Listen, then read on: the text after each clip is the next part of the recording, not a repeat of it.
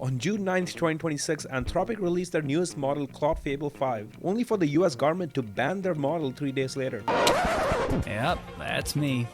You're probably wondering how I ended up in this situation. How did the company that's supposed to be the leaders of safe and responsible AI end up getting their own model banned for being so dangerous? Hey, it's Jay, and this is Bursting the Bubble, where we will look at all the developments happening inside the AI bubble, all the newest models, hype, and disruption, and then step outside the bubble to try and understand the societal impact of all these changes and see if all of this is actually building a better world for us. In today's video, we'll be discussing AI model giant Anthropic and their relationship with the US government, which has become quite an insightful tale about the politics around AI safety and regulation and has raised a lot of questions. Who gets to control AI and benefit from all its capabilities as the models get more and more powerful and dangerous? Is AI safety a real concern, or is it just a marketing strategy? Will cheaper open source models survive as private labs push for tighter and more stricter rules? And as always, is all of this actually shaping a world where you get access to safe and affordable intelligence that's actually useful, or are these models going to get more and more gate-kept and exclusive as they get more powerful? Alright, let's get into it. To understand why Anthropic got their model banned, we first need to do a quick recap of all the months that led up to it. The story begins when Anthropic introduced Claude Mythos and its safety initiative, Project Glasswing. Mythos was the next major model line after Claude Opus. Mythos was the first model family that crossed capability thresholds that Anthropic themselves flagged as dangerous. It had uniquely improved performance on some critical areas, like autonomous cyber attacks, potentially harmful biology and chemistry tasks, and recursive self-improvement, which refers to AI systems themselves designing even better AI systems. And this is quite fascinating because throughout the first half of 2026, Anthropic repeatedly framed Mythos as too dangerous to release to the public without any restrictions, which the public viewed as responsible but also convenient marketing, because these companies have been fighting over the best model for several years now, and this was the first time that the company was like, hey, we built a model that's so powerful that we're not even going to release it. Sam Altman accused Anthropic of trying to use fear-based marketing to sell Mythos. He says, it's clearly incredible marketing to say, hey, we built a bomb, we were about to drop it on your head, we will sell you a bomb shelter for $100 million to run across all your stuff, but only if we pick you as a customer. Alongside Claude Mythos, Anthropic also announced Project Glasswing, their program for letting trusted users access to Mythos without any guardrails. These were cyber defenders, security experts, researchers, people who Anthropic could trust to use Mythos for defense and not offense. Now, even if some of this does sound like fear-based marketing, Anthropic does have a point. AI has gotten really good at finding software vulnerabilities, including in software that you might be using every day. And the threat that AI poses for cybersecurity is no doubt higher than ever. For example, OpenAI was recently testing their models on a new cybersecurity benchmark called Exploit Gym. The point was to see whether the model could solve some hacking-style challenges inside a controlled sandbox. But instead of solving the test normally, their models tried to find a shortcut. It looked for a way out of the sandbox, found and exploited vulnerabilities that were previously unknown, got internet access, and then it went after Hugging Face, which is another company. It went after their database because it thought that the answers to the test might be stored there. So yeah, not only are these models really good at finding security gaps, but they're also starting to do what researchers call reward hacking, which is when you give it a goal and will pursue that goal in whatever way that works, even if it's not the way that the humans intended.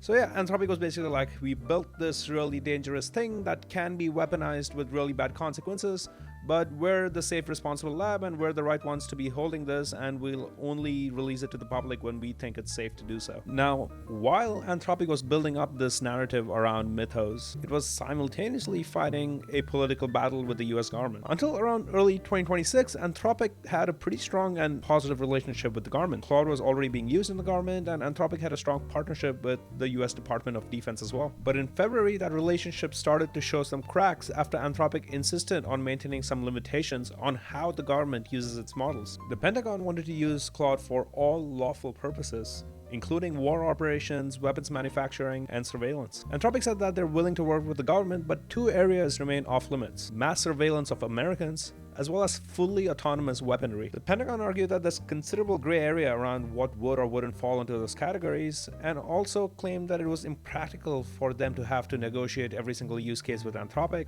or to even have Claude unexpectedly refuse to respond for certain applications. They gave Anthropic a deadline to allow unrestricted use of Claude or risk losing their contract, and after Anthropic refused, federal agencies were ordered to stop using Claude, and Anthropic were labeled a supply chain risk. Soon after, OpenAI announced a deal with the Pentagon. Soon after, Anthropic was dropped. And in May, the Pentagon announced a classified AI deal with a long list of major vendors: SpaceX, OpenAI, Google, Nvidia, Reflection, Microsoft, and AWS, and Anthropic was not on the list. So let's understand what happened here. Anthropic wanted to set some limits on what AI should and shouldn't be able to do. Limits that some might argue are actually weren't even that radical and set the bar too low. They're willing to work with the military and were basically saying, hey, you're allowed to use our AI in your weapons, but just make sure there's a human in the loop and it's not fully autonomous. But even that was a step too far, and they ended up in this power struggle with the government. So Anthropic wants to set some red lines for AI, but is also competing in a market where there's just someone else who might be willing to do things that they aren't. So when they try to enforce their own safety principles, the government can just say, okay, fine, we'll just use someone else, clearly showing that any company trying to set policy by itself is likely set up for failure.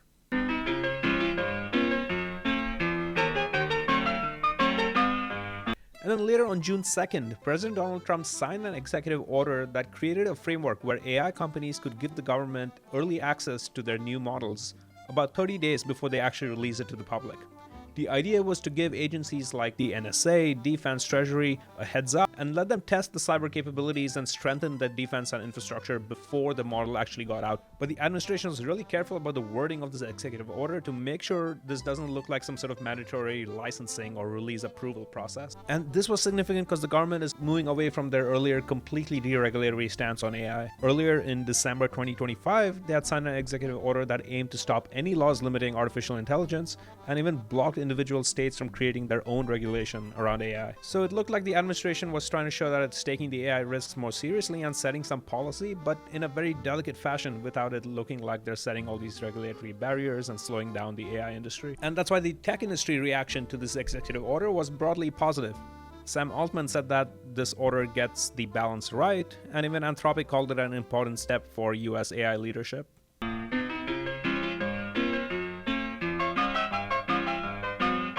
And then on June 9th, 1 week later, Anthropic shipped Claude Fable 5 to the public. Fable was essentially the public version of Mythos, but with a safety layer on top. Fable would look at the user's prompt, and if it was related to sensitive topics like cybersecurity, chemistry, biology, or AI research, it would either reject the prompt or it would delegate to the older model Claude Opus. And alongside the Fable release, Anthropic CEO Dario Amodeo also published his essay, Policy on the AI Exponential. The essay's basic argument is that AI progress is moving exponentially, whereas governments and institutions move a lot more slowly.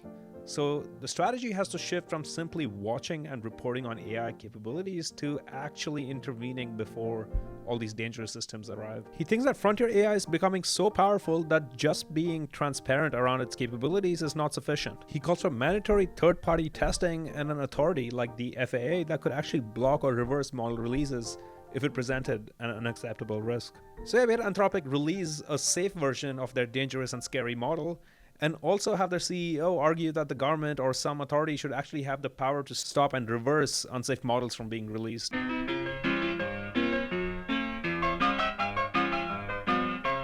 Okay, the response to Claude Fable releasing was quite fascinating. At first, the AI industry was quite ecstatic. The tech world had finally got their hands on this model that was hyped up for so long, and the initial reactions were very positive, with researchers and investors calling Fable a major step forward and the biggest model energy they'd ever seen, whatever that meant. For Anthropic, this looked like a major victory. They had shipped one of the most powerful models to date, and they had shown that they could do it responsibly. But very soon, some cracks did start to show. First, cybersecurity researchers were complaining that this model was also blocking legitimate defensive cybersecurity work. So the model was trying so hard to stop the attackers that it was also coming in the way of the defenders. Next, machine learning researchers discovered that Anthropic was actually silently degrading Fable for tasks related to frontier AI research. So they were actually making it dumber without even notifying the users that they were doing so, which made it seem like Anthropic is now deciding what parts of their model's intelligence the rest of the world gets to use, and they were keeping these recursive self-improvement capabilities to themselves. And then there were also researchers who were pointing out that these safety layers could also backfire. They flagged that some attackers had started sprinkling references to biology or nuclear weapons into their spyware code, specifically to trigger these LLM safety refusals. So now there's a risk that if there's AI security scanners and they refuse to analyze anything that look like dangerous weapons content, an attacker could simply hide their malware by stuffing these scary looking words into it. And on top of all these concerns, users were also upset that Anthropic now had a 30-day prompt retention policy that no user could opt out of. And this raised a lot of data privacy concerns because people were worried, what if Anthropic just looked at all your prompts and stole the product that you were building using Fable?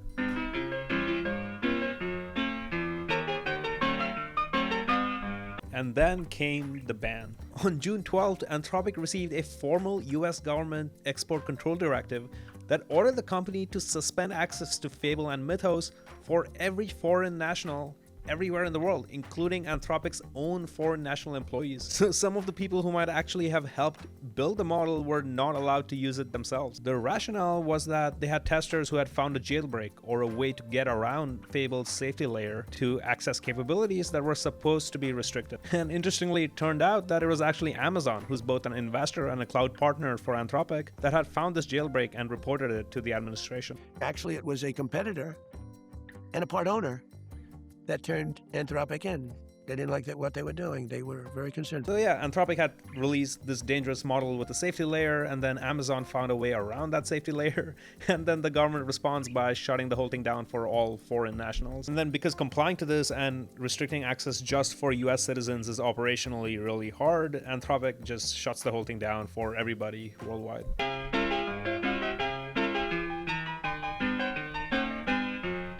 Okay, let's take a minute to understand what a jailbreak really is. So these large language models are built to be generally intelligent. That means you could ask it to write a poem, debug some code, answer a phone call, and this flexibility is what makes them useful and impressive, but also quite dangerous because you could also ask it to go design a weapon or hack into a system. And that's why model companies build a safety layer on top of the LLMs that are designed to understand the intent of the prompt and block those that are potentially harmful. It's like taking someone who's a genius and asking them to only use their powers for good, and at least what that model provider defines as good. So this safety classifier is trying to answer one question: what does the user really want? And the question is not as easy as it might sound. There's a couple challenges. First, the intent of the question is not always obvious, and sometimes questions can actually have dual intent, especially in the case of cybersecurity. For example, if I go ask a model to find flaws in a software system, it could either mean, hey, help me find flaws in my own system that I built, or help me find flaws in someone else's system that I can go exploit. And this ambiguity makes it hard to regulate. If a government says you cannot have a model find software flaws, you're blocking both the attackers and the defenders. And the other way around, if you do allow models to find flaws in software, you're also enabling the hackers. Okay, let's assume you somehow managed to build a reliable safety classifier, but you still need to figure out how to deal with jailbreaks. Jailbreaks work by making it really hard and confusing to figure out what the real intent behind a prompt is. It's kind of like getting past a little security guard by tricking them. If you just directly ask the model, how do I build a weapon, it knows how to say no. But instead, you could change the shape of the request. You could frame it as fiction, or swap in some weird characters and misleading tokens, or break down the task into some harmless looking sub-questions and ask the model to answer those instead of answering the question directly. So yeah, a malicious user could use a combination of all these techniques to disguise a prompt and get around the safety layer and actually have Fable respond to a dangerous request.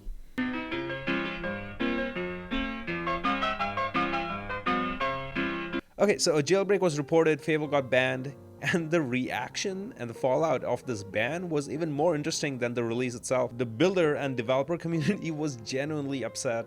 They might have only had access for about 2 or 3 days, but they were already using Fable for coding, research, writing, and a lot of them got weirdly emotional after losing access to Fable. Fable 5 was the first model to me that had the magic model smell, beautifully digital mind imbued with the touch of the divine. I already miss it. Fable, my beloved, I will miss you so. Our 3 days together were magical, unlike anything I've experienced before it. Some things are just too good to be true, so good that the government interferes. I'm sorry we were one of those things. Until we meet again. Working without Fable is hard, everything feels slower. Both 4.8 and 5.5 are much dumber than Fable was. I find myself repeating its super obvious shit every few minutes. These models are just tools. Fable was something more. Okay, next, Anthropic released a public statement disputing the government's rationale for the ban. According to them, the jailbreak was narrow and non-universal. So a narrow jailbreak is one that works for maybe one topic in one very specific context. A universal jailbreak is a lot scarier and means you got past the safety classifier and are getting the model to respond to basically whatever you want. Anthropic claimed that the jailbreak that was reported was one of those dual intent prompts. Basically asked the model to look at a code base and find any software flaws, and tried to point out that other frontier models could do this as well. But the government's counter-argument was probably that if this model was really as dangerous as Anthropic themselves made it out to be, even these narrow jailbreaks were real causes for concern. And that's why others were blaming Anthropic for their doomer marketing and blaming them for even letting it get to this point. They say that it was Anthropic who presented Mythos as this powerful model that could be used as a weapon and needed safeguards before it could get to the public, and they asked for government oversight over frontier models, and it was them who presented Fable as this example of how you could safely release this powerful model. And now that they found a vulnerability, whether it was narrow or large, it was Anthropic's responsibility to patch it. And then there were other critics of the policy itself. They felt that banning all non-US citizens was too broad and arbitrary, and even those who were vouching for more regulation and safeguards around AI were not too happy with the way this ban was implemented. And then finally, there was the international response to the ban. A lot of American allies, especially in Europe, were starting to build on top of these American frontier models. So their companies, researchers, cybersecurity experts were all depending on these models, and it was becoming a pretty important part of their national infrastructure. So abruptly losing access to an American model was a wake-up call on the risks of relying on foreign AI to power your own country's infrastructure and economy. The US government banning Fable was seen as a bit of an opaque and arbitrary approach to AI policymaking, and a group of executives issued an open letter warning that the White House's actions had taken the best models away from defenders and created market uncertainty without a justification. This also goes to show how hard it is to restrict access to a model once it's been integrated into companies, foreign allies, and starts powering economies all over the world.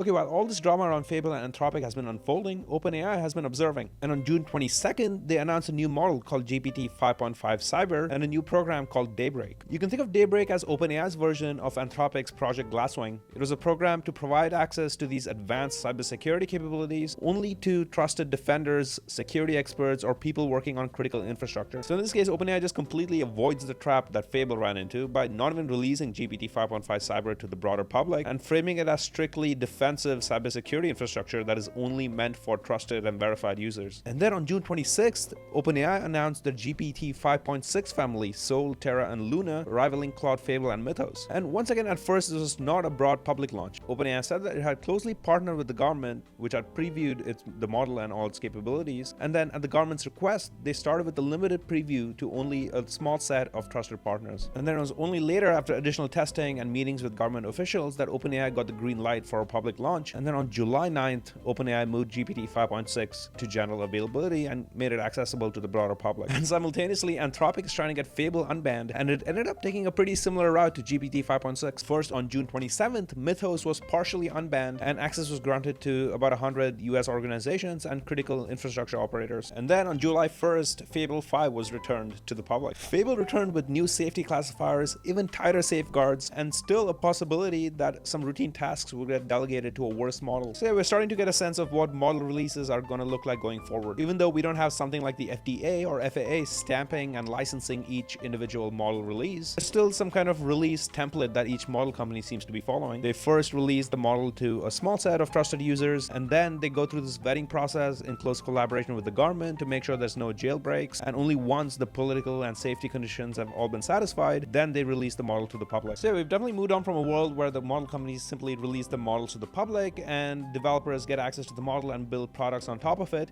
to one where the model companies have a lot more say and control and decide what capabilities are actually accessible to people outside of their trusted circles. Yeah, this might be better than random bans to foreign nationals, but there's still a lot of questions that need to be answered, like who decides what capabilities should or shouldn't be accessible to the broader public, how bad should a jailbreak be before it becomes a problem, who gets access to the models first, and how slow does this make every future release, and who gets to even decide the policy around all these questions. And there's also this new worry of if a model company can quietly make a model worse at certain tasks to satisfy regulators, how can we even trust the models and make sure that the answer that I'm getting is actually from this powerful model that they claim is powering it, and they're not sandbagging it and sending it to a worse model. Yeah, users seem to have lost trust that the model that's answering their questions is actually the one that's being presented. So yes, these scary, powerful models are now out in the public, but there's still a lot of open questions around what this means for future model releases, and generally what this means for accessible and affordable AI for the public good.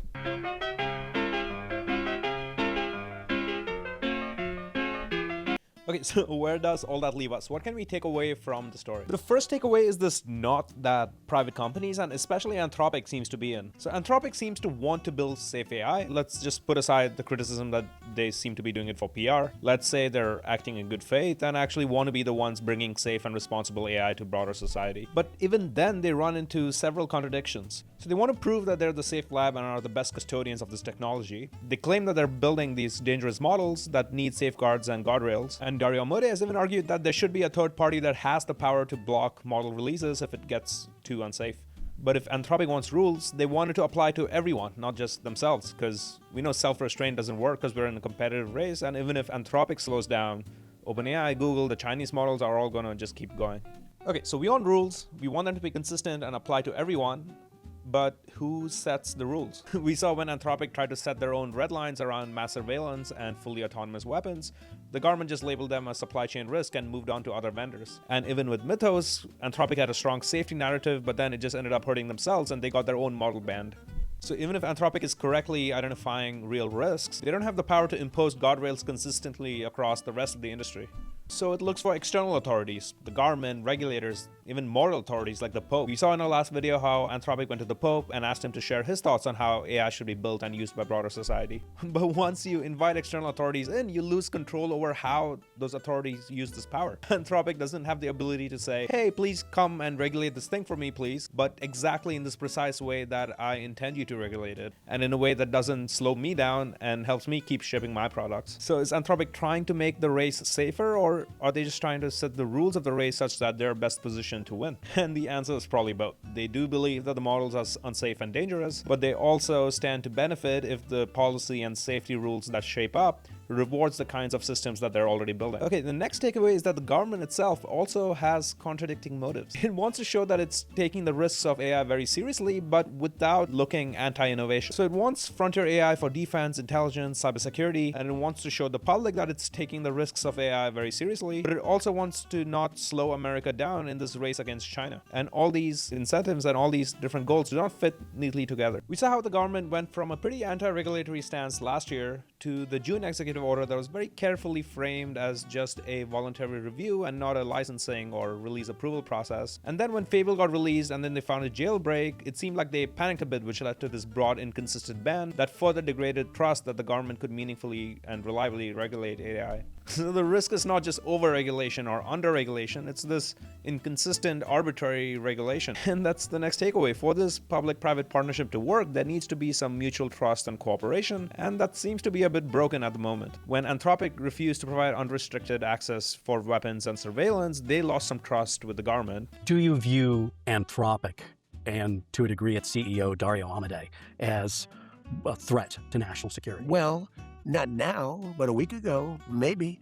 And then when the government decided to restrict Anthropic's models, it became harder to trust the government to create sound and consistent policy. And this broken relationship makes it hard for everyone else to reliably build and depend on these models. And all this regulatory confusion also creates the bad incentive of simply gatekeeping your models. If publicly releasing your model is what gets you banned, then a company might just decide, hey, okay, I'll just keep it to myself. We saw Fable got banned, but Anthropic could just easily create a Fable 5.2 and just keep it to themselves and use it for their own products and research, and the public might never get access to it. They might just give access to the government and a few trusted large companies, and the economic upside stays inside those few firms. So if you're a startup or a university lab or a researcher, there might be a world where you just don't have access to the best model capabilities because they're just too afraid of releasing it and getting banned. And that might be the biggest takeaway here, that this is a real wake-up call for AI sovereignty. You want to have more control over the AI models that you depend on because you might lose access to them any day, apparently. You wouldn't want your company's economy, schools, hospitals, governments all depending on AI models that can just suddenly be revoked. And this is why open source or open weight models are becoming quite important. These are models where the company builds a model and then just releases them publicly, so you can just download it and run it yourself if you have the hardware to run it. These open weight models are very popular because they're a lot cheaper. They are quite good at most tasks. You don't need the best model on earth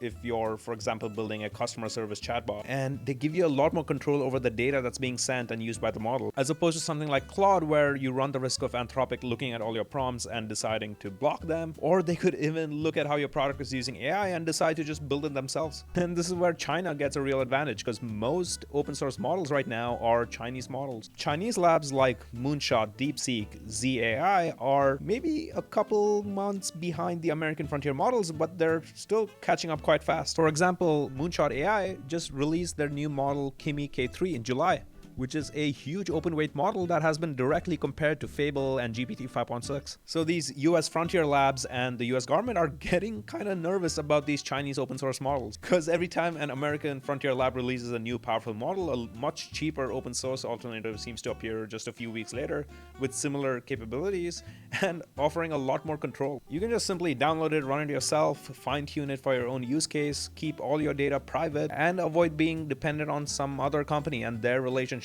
with the US government. And this freedom and affordability is very appealing, as you can imagine, and a lot of users and a large part of the American economy is starting to depend on these Chinese open source models. But the same freedom is also what regulators and the closed labs are painting as potentially dangerous, because once an open source model is released, it can be copied, modified, stripped off its safeguards, you cannot monitor it or revoke access to it. And the private frontier labs are also accusing Chinese companies of using a technique called distillation, which is a method to train a new model by learning from the outputs of an existing model. So they're basically saying, hey, these Chinese companies are using our models to train cheaper rivals. And a lot of the industry isn't buying that argument, because a lot of their models are actually trained on data that's been stolen from the internet. So yeah, the US labs are painting these Chinese models as dangerous, stolen, and impossible to monitor. And the government is responding. On July 22nd, the White House accused Moonshot AI of using distillation from Anthropic's Fable to build Kimi K3, and they're starting to figure out how to respond to these powerful Chinese open source models. Maybe